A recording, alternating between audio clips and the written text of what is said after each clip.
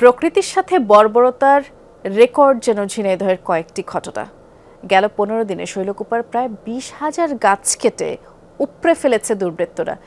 ব্যক্তি মালিকানাধীন বাগান তো আছেই, বাদ যায়নি সরকারি গাছও।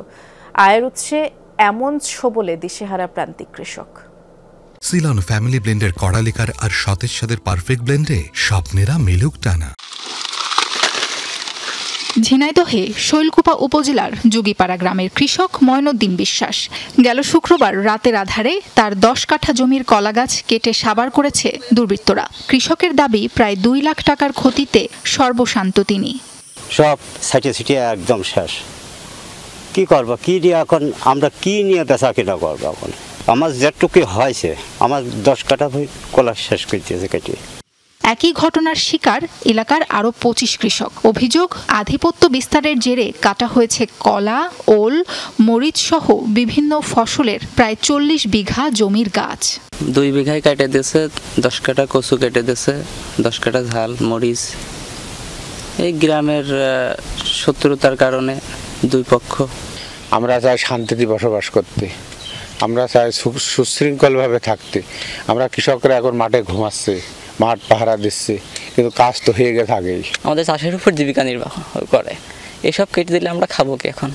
আশপাশের কয়েক গ্রামেও একই অবস্থা। গেল 25 জুন রাতে মথুরাপুর গ্রামের এক কৃষকের 1700 পেঁপে গাছ কাটা হয়েছে। উপজেলা জুড়ে যেন গাছ কাটার তাণ্ডব।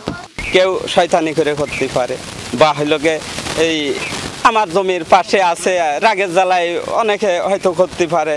এইভাবে গাছ লাগালে আমার একটু ক্ষতি হবে। গাছ লাগাক তার সাইডে, অপর সাইডে লাগানো যাবে না, ভিতর সাইডে তাল গাছ, যেমন সরকার তাল গাছ লাগাতে কি করছে, নারকেল গাছ, সুপারি গাছ, এই কটা লাগালে আমাকে দিতে সুবিধা হয়।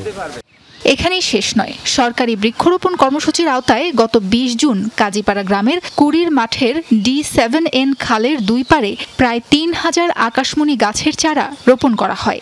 সেখান থেকেও 6 জুলাই রাতে 1000 গাছ উপড়ে ফেলা হয়েছে। এই বিষয়টা জিডি করেছি শৈলকুপা থানায়, তারপরে ইউনো মহোদয়ের সঙ্গেও আলাপ হয়েছে, তারা এই বিষয়টা দেখছে এবং আমরা এই গাছগুলো আবার চিন্তা ভাবনা করছি পুনঃস্থাপন করে কি করা যায় এটা চিন্তা ভাবনা করতেছে। গাছ আবহাওয়া পরিবেশ নিয়ন্ত্রণ করে, আর সেই গাছের মালিক হবে এই এলাকার মানুষ। তাহলে তারাই যারা মালিক হবে, তাদের জন্য সরকার করতেছে, তারা কেন গাছ উপড়িয়ে দেবে? গাছ কাটার ধারাবাহিক এসব ঘটনার প্রেক্ষিতে এখন পর্যন্ত একটি মাত্র জিডি করা হয়েছে। জড়িত কারা তাও জানা যায়নি।